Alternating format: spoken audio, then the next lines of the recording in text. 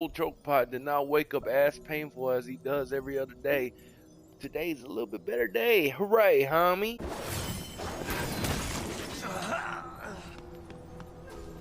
Alright, we almost got enough. We almost got enough. Almost, but it's not enough. It's almost. God, man, reminds me of my teacher back then, slapping me up. Telling you, Asian students are different than Americans, man. They'll slap you up, man. You have no idea. Nah, well, let me think about it. I got hit in middle school in Texas when they still used to paddle kids.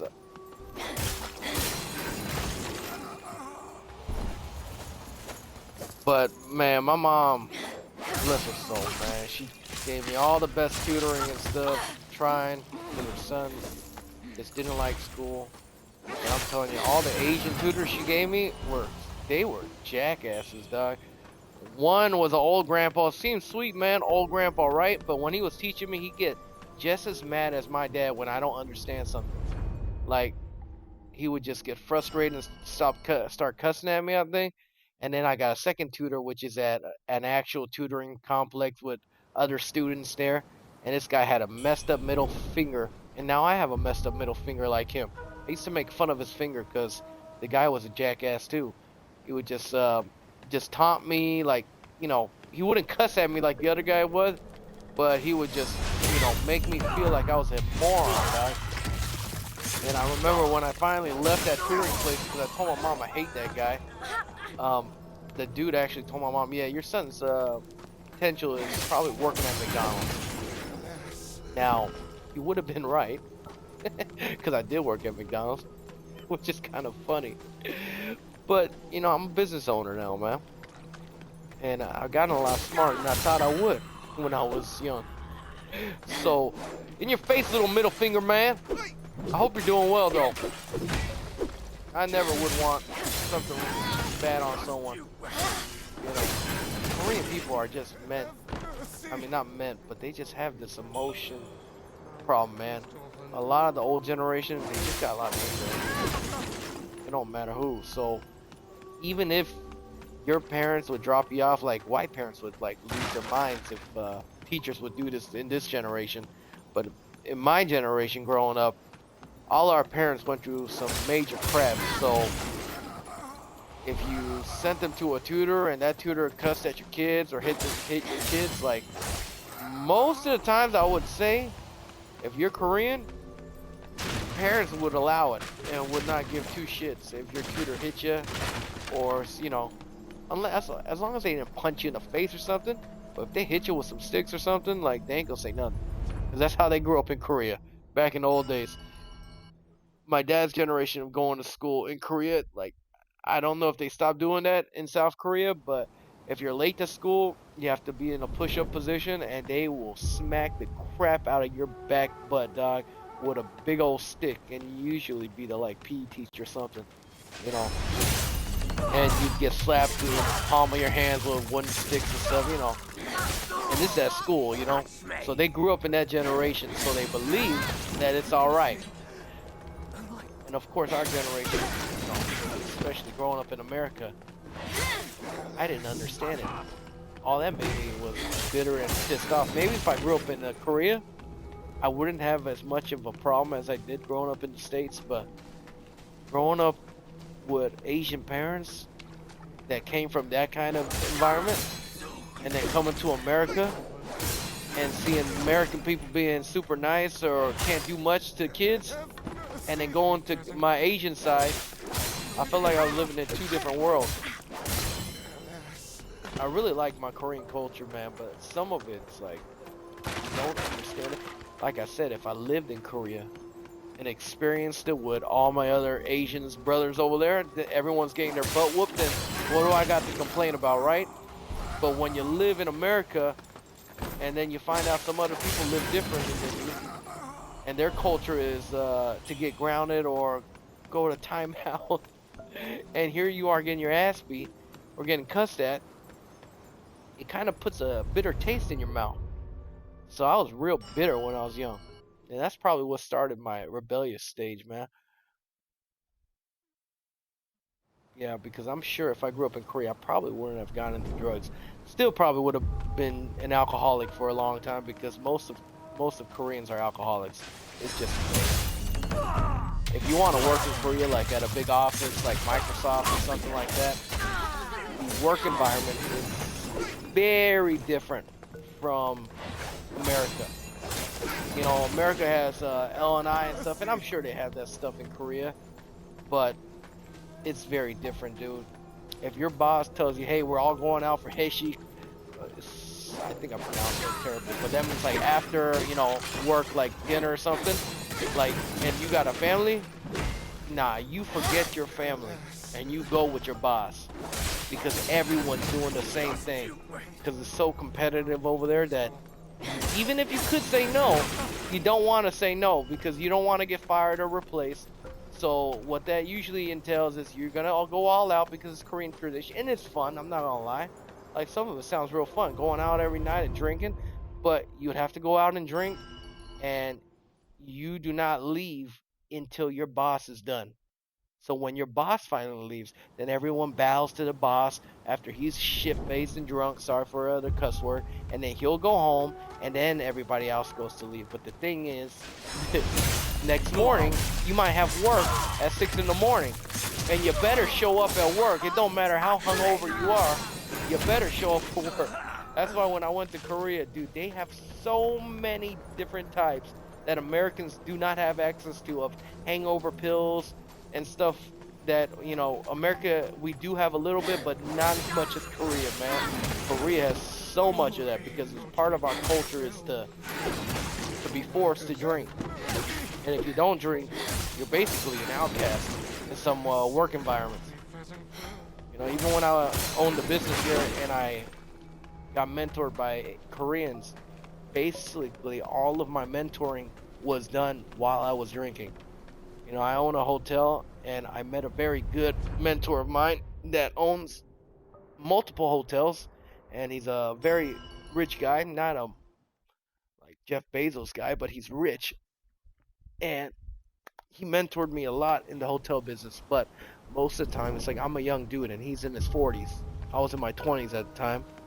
Like, why would he want to hang out with me? The thing is, he just wants to teach the younger generation, which is me. And he also wants to hang out with young dudes like me to make himself feel like a little bit young, right? And he taught me a lot, but mostly, like I said, like every time he would call me out, he's like, "Hey man, Chocopie, what are you doing?" It's like I'd be like, "Oh, I'm on my way," because that's just Asian culture. You don't say no. That's the one thing about American culture and Asian culture that I had to really. It was hard for me to stop because I would screw up my own mental state for other people because that's what you do in Asia. Like I said, the word no is not a common thing in Asia. You say yes. You don't say no to people, especially if it's someone helping you. And like I said, going out every other weekend or every 2 or 3 times a week to get drunk, even when I'm busy and I got stuff at my own business to do. But I respect the guy, so I felt like I had no choice but to go out and drink with him. And he would be nice enough. He's not a bad guy at all. He would even tell me when I tried to get sober but had addiction issues. I'd tell him, "Hey, I'm trying not to drink." But then he's like, "Oh, no problem, man. Just come over and hang out." But then it's not the same when you hang out with someone that wants to drink and then you don't drink, And then most of the time, well, I remember when I would come over and say, "Hey, I'm trying to cut down on my drinking," which means older brother, he would pull out like a $400 bottle of liquor, and then I'll be like, "Oh crap!" Back then I liked the taste of liquor, so I'll be like, "Shoot!" And then I eventually, because I liked the man, I'll be like, "All right, man, you know what, him? Yeah, you know what? Let's pour me a shot." And then the fun begins, right? He owned a 4-star hotel, and I remember over the years there was another older brother of mine here. He's just a sushi chef, and we would all gather together and have fun. But then there was another guy, another Asian dude that came in, and like I say, he likes to mentor young entrepreneurs, and he owned a fuzz shop, and he was Korean. And I remember that guy got shit faced, and we were just. I have a video of it. This is back when I had, I was still a little bit wild, but I remember he's older than me. Yeah, fuzz shop owner's son, but only by like 2-3 years. But he's still older than me. So Korean culture is whoever's older, you show respect. That's how I grew up. So I showed him respect. But it's just a weird thing, and it happened to me 2 times in my life. With one of my friends, when he met an older brother of mine from Texas, that looked like a gangbanger, but he was a thug, but he wasn't a gangbanger.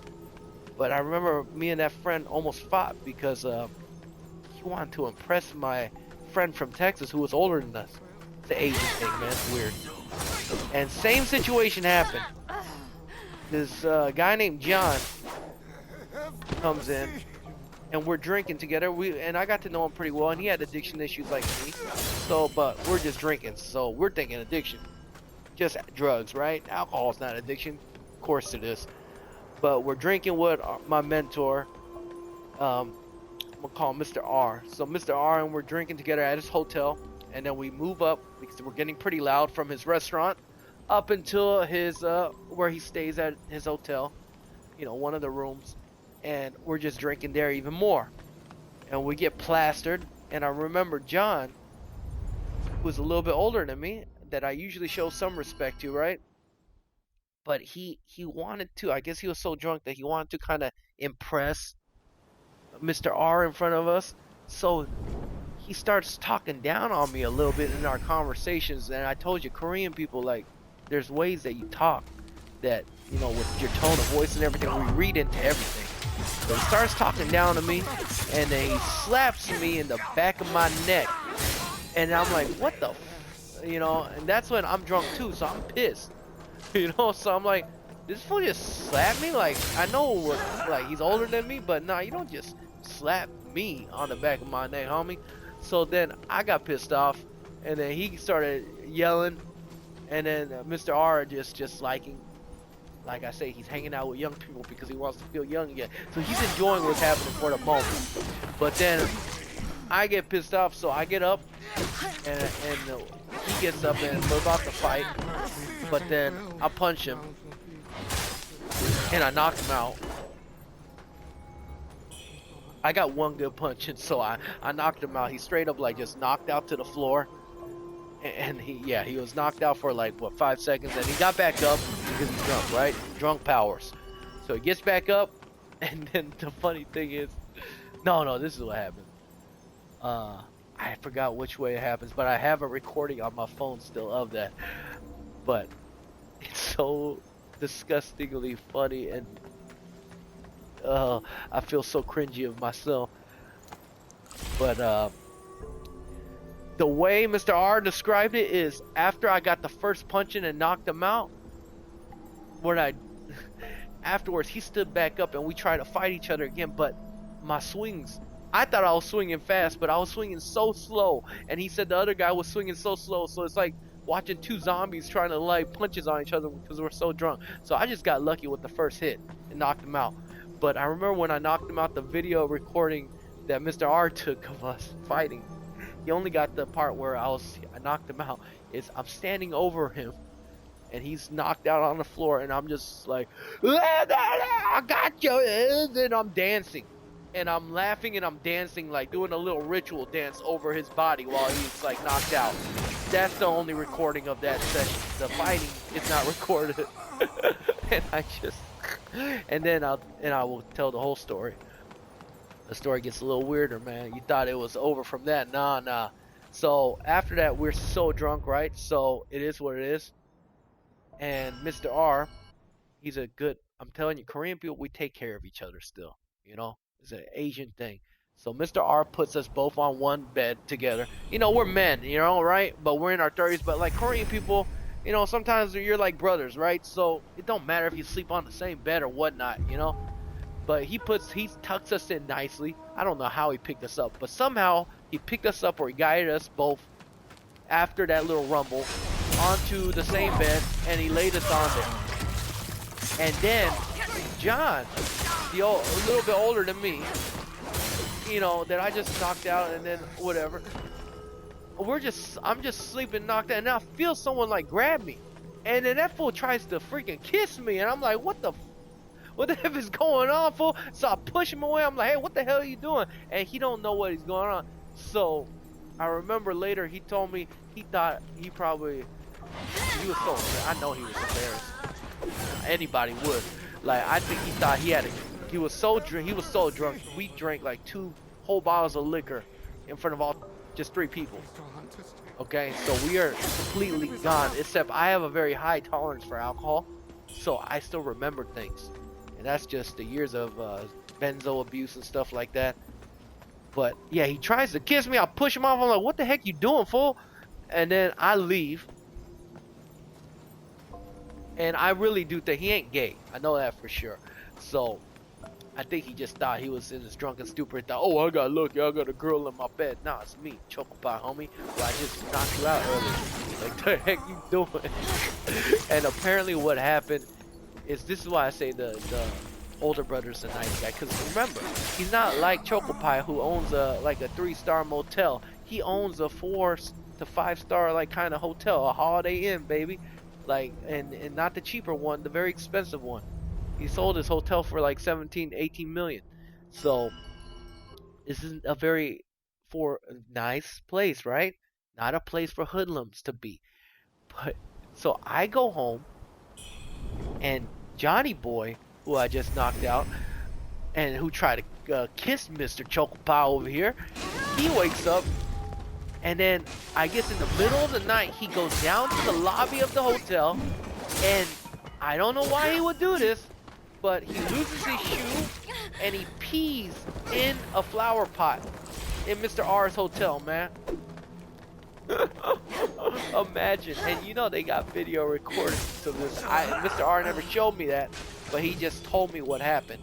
He said, yeah, John, he's a little, we gotta be careful drinking around him because, yeah. Because I've never embarrassed myself like that. And the funny thing is, another older brother of mine that I'm still friends with today that lives in this city with me, he also embarrassed himself too, but I'll tell his story next time if anybody's interested. But I will not mention his name because he's still my friend. Mr. John's not my friend, and there's so many Johns out there, I don't mind saying his name. But yeah, John pees in a flower pot at a Holiday Inn that Mr. R owns. And then the next morning, it's just so funny because he comes over, we're both hungover, and I remember everything that happened. I'm like, oh crap, well now I can't hang out with this, because in the city I live in there's not a lot of Koreans, and I just missed hanging out with my people because all my friends were just Well, I didn't have a lot of friends at that moment. I had some, but they were more like just party buddies. But like finding my people, like I just felt like, oh man, I finally found my homies, like my Korean people, more of them, because Mr. R goes back to Seattle every weekend, so I only see him once in a while. But Johnny Boy comes over to my hotel when I used to live there, and I'm like, oh shit, what am I gonna say to him, man? Is he mad that I knocked him out? Like, does he want to fight me? Like, what's gonna happen, dog? And I think he remembers everything, but he's just too embarrassed to say it. So I opened that door and I said, hey, what's up, Hyung, which is older brother. And he's like, hey man, like, man, last night I don't remember what happened too much. I said, yeah, and I lied to him. I remembered everything. I said, me neither, man, I don't really remember. And then he touches his face and the back of his head, and he's like, yo, dude, did something happen last night? Because like I have bruises and I feel pain. And I'm like, oh yeah, me too. Even though I didn't get hit by him, I was like, oh yeah, I don't know, bro. Like, yeah, I have no idea, man. And I know he knew I knocked him out, but he just didn't want to admit it. So I just played the fool with him, and he's like, dude, do you know where my shoes are? Because he lost his shoe at the hotel as well. I don't know where he hid it, but to this day, we never found out what happened to his shoe. You know, that's how that story ends.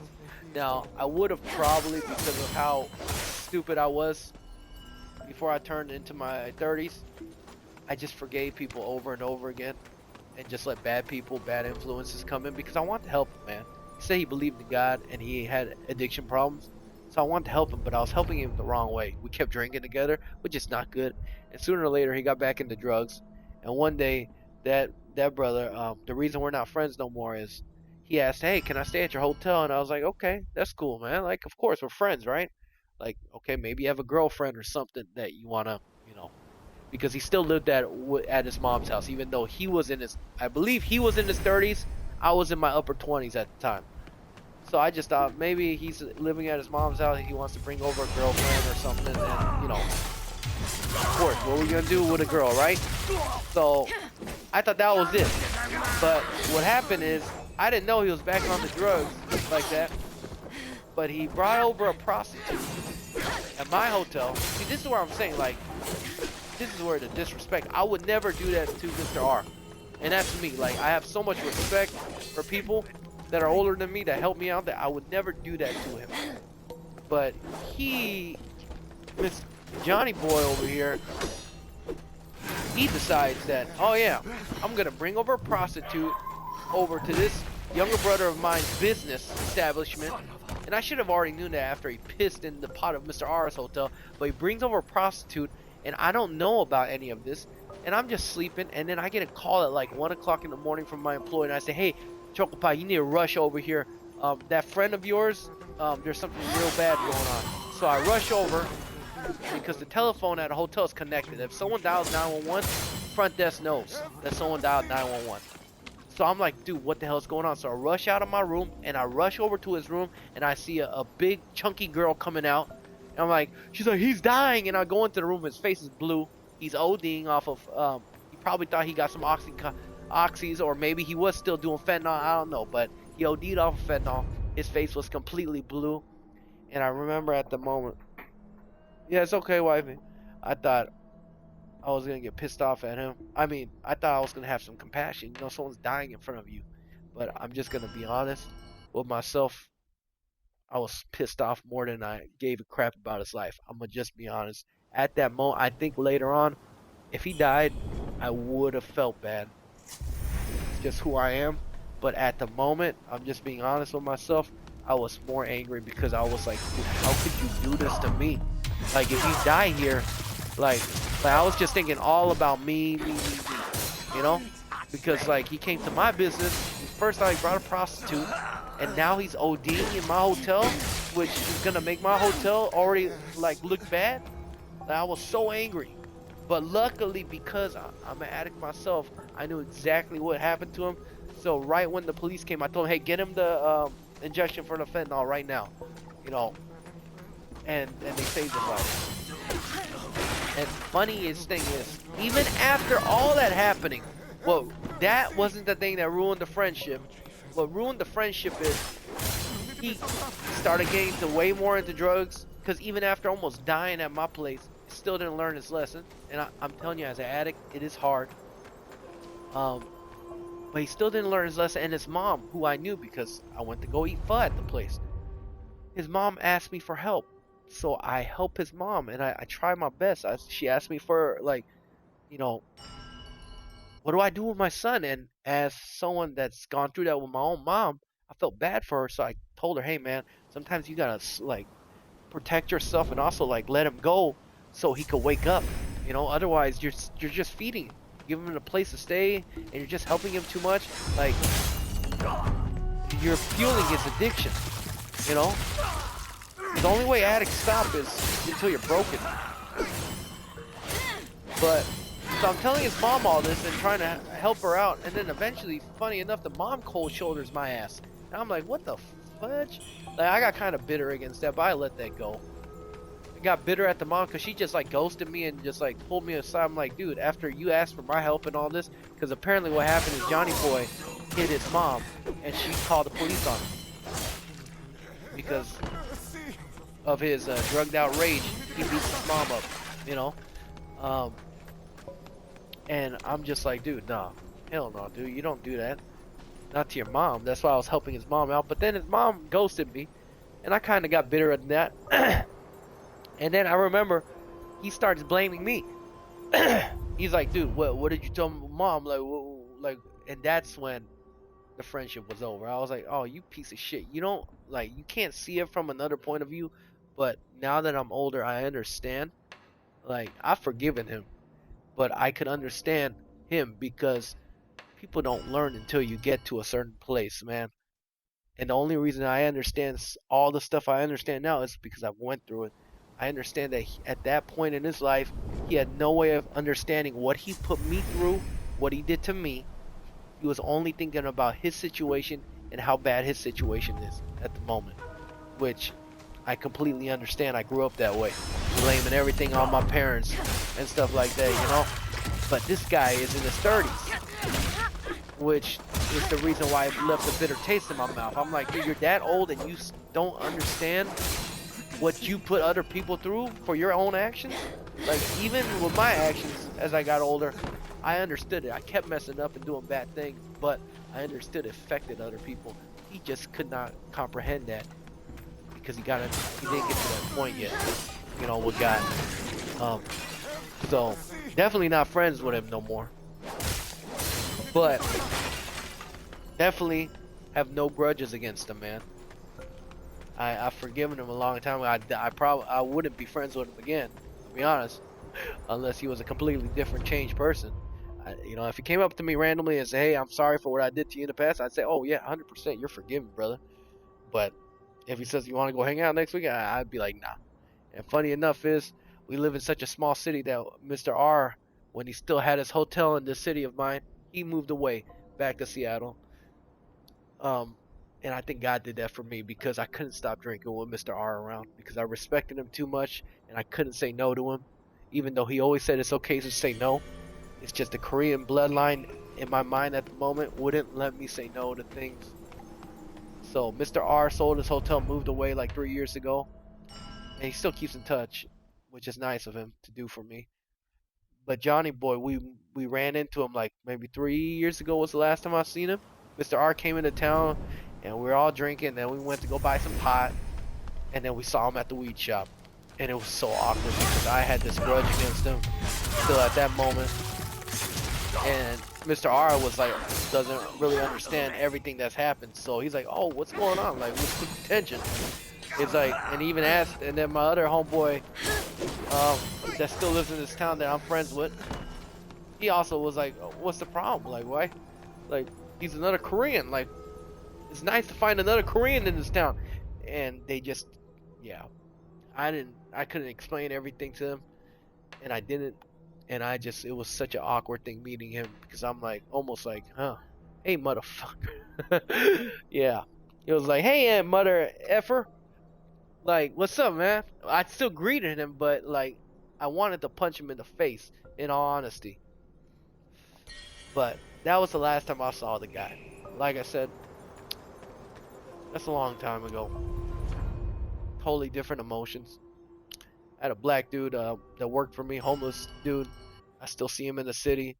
And I remember he also got offended by me. We almost fought at my hotel. I think he would have whooped my ass, to be honest. He was older than me, but smaller. But that don't mean nothing. I could just tell. I fought against a couple black people many times before, and they just have some fast hands, man. Chocopie has strength in his right arm, so I can knock you out. But I'll be honest, most of the time I fought black people, I lost. It's just what it is. But yeah, that dude also, he worked for me. He was an outside homeless dude, basically, right? So he worked for me, and we came up with a price for what he would do. He would paint my rooms, like 3 of my rooms, for this set amount of price, or an hourly wage, I think. And then later on, he comes out of nowhere after we agreed, like after he was doing like shitty work, man. But I was still grateful because of, you know, the pay was like pretty low, right? So I was grateful for it. So I was trying to be nice to him, and I said, "Oh yeah, it looks good," but it wasn't good. But that's me being nice to him, right? But then he comes up to me and says, "Hey man, I think you're being racist towards me." I'm like, "What the fuck? Racist?" Like, "Yeah, because I'm black, you're giving me low wage." I'm like, "No, I'm giving you low wage because you literally asked me for work, and I don't have a lot of money right now, and you're not a landscaper or a painter. You're just a dude that has a little bit of a skill set in that area. You're not a professional. So this has nothing to do about race and skin color, fool." And then that's when we were about to fight, but he didn't fight me. You know, I was ready to fight him. I didn't want to because it was right on my property of my business. You know, the police already didn't like me in the city. So imagine finding out a business owner fighting someone at their own business. It wouldn't look good for me. Because later I had to meet all of the city council and stuff. That's a whole other story. But yeah. What a guy, man, huh? So I was bitter against him for years. But I remember God finally released that. And I met him up one day. He was just walking by my hotel after like 2-3 years of bitterness. I finally forgave him. And I remember I saw him for like weeks on the streets on downtown. And I kept seeing him. And I was like, why are you putting this in my image, God? And then out of nowhere, I finally forgave him. And I said, God, you know what? I'm holding on to this grudge. And it's only making me angry. Because every time I see this fool in this small city, I'm getting pissed off driving down the road. So it's only hurting me. So I finally forgave him. And then funny enough, the next day after I like committed that I forgive this fool, I think the next day he literally shows up walking past my hotel while I'm outside working. And I'm like, oh God, this must be Jesus. So I go up to him and I say, hey man. And he talks to me, he's like, what's up? And I'm like, hey, I don't know if you remember me, but it's like there's no way he can. He just acted like he didn't remember me for a second, but he did, because the conversation goes like this. I say, hey man, I don't know if you remember me, but if you do, I just want to say, hey, my bad for what I did to you on, you know, if I offended you or whatever back then. Like, I'm sorry for my part, and I'll forgive you for your part. You know, that's what I told him, and I think he said, okay. And then we shook hands, and I thought, okay, all right, Jesus moment. But no, right after that, he goes, so can I stay at your hotel for free? And I said, no, man, I can't let you do that. And then he said, fuck you. And then he leaves. Put that story in there because it kind of relates to the story of forgiveness, man. Forgiving people is not expecting for them to give you words to make you feel better. It's for you to let go of bitterness and hatred for yourself so you can let go. Because I actually forgave him, because I remember when he cussed at me, if I still hated him, I wouldn't want to fight him again. But no, I just said, okay, man, hey, that's you. That's how you want to do this? Go. That's all good with me. But I had no animosity or bitterness towards the guy afterwards. You know? So, it was a done deal. And now when I see him on streets, I just laugh at him a little bit. You know, he's one of those types of people that blames everybody in the world for his mishaps, you know? I don't like those type of people, man. You know, not liking someone and hating them is a completely different thing. I don't hate the guy. I don't wish for him to die or anything else. I just don't like that kind of personality. You know, woe is me blaming the world type of personality. I used to be that way. That's why. But yeah, that's all my stories for today. Might as well, I guess, fight this first boss. Not the first boss. This is like the third, fourth boss, I guess. So far, it's been pretty easy. So I'm hoping it's gonna be easy, man. Okay. So she has a secondary boss. Sorry, we're getting back into the game now. I just told like an hour and a half story that probably, I hope if anybody listens to the gets to this part, because I didn't start telling this story until like 2 hours into the stream. But if anybody hears this story, the stories I mentioned, it's not just for entertainment, man. I hope you understand that you need to forgive people, man. It's for your own benefit. Otherwise, you're just suffering. You're making yourself suffer for no reason. And for someone like me, like if someone does something where I embarrass myself in front of someone, I think about that for years, dude. Like randomly at the middle of the night while I'm trying to go to sleep. So the only person, and that person is not thinking about it like me, because I'm just an overthinker. So the only person that is affecting not forgiving someone or letting go of things is myself. You know, you don't want to live like that, dude. And especially if you're a Christian. I'm sure you know, but it's pretty clear in the Bible, you will not go to heaven if you don't forgive people. God makes that pretty clear in the Bible. It says if you do not forgive, he will not forgive you. Which basically means you will not go to heaven. Because we are all sinners, and Jesus died for our sins. If you can't forgive your neighbor that offended you, and I know that's rough because some people got R-rated, some people got M-worded, you know, like those are, and some people got you know what I'm saying? Like, and the parents have to forgive, like it's hard, right? I'm not saying it's easy, but if you are a real Christian, you got no choice, man. Just what it is. Forgiveness is 100% the thing you have to do as a Christian, regardless of who hurt you or what. Doesn't mean you have to hang out with the person. It doesn't mean you have to love the person, man. Don't get it twisted. Forgiveness is completely different. If a family member of you M-worded you when you were younger or something, then you do not have to hang out with that person. You don't even have to go up to that person and say, I forgive you. You just have to forgive them in your own heart and let them go. And that might be hard for some people to listen to and understand, but like I said, if you're a Christian, that's what you have to do. It is what it is, man. Alright, their boss is right up there. Let's see. Into my warehouse I go, baby. I wish when I'm streaming I knew. Oh, okay, perfect. Alright. Well, that's the end of Chocopie's stories. I tell too many stories, man, but that's the only thing I made YouTube for. That's the only thing that makes me different from other YouTubers. It's my life stories, man. So, it is what it is. And I might make a little video out of the stories I told. Because some was entertaining, I think, in the beginning. So, if you listen to it, I hope you're blessed by it. And I hope you don't get offended. I'm not here to offend anybody. Just speaking what I believe in my opinion, so. And now, time to go beat up a demon, homie. Boy. Hopefully it's not too hard. Round one. Oh, no! I got so many points I forgot to spend. Bro, if I die.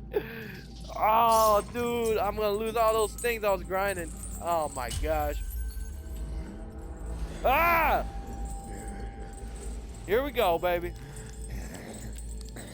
Ooh, that fool looks disgusting, dog.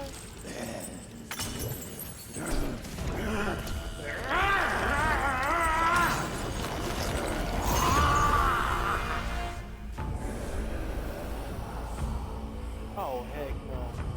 Oh, heck no, dog. You look nastier than a mug. I hate all that plus stuff. Old man is more than a little bit old. Okay. Currently unable to use temper. Oh, because I got the lightning rush. Well, that sucks.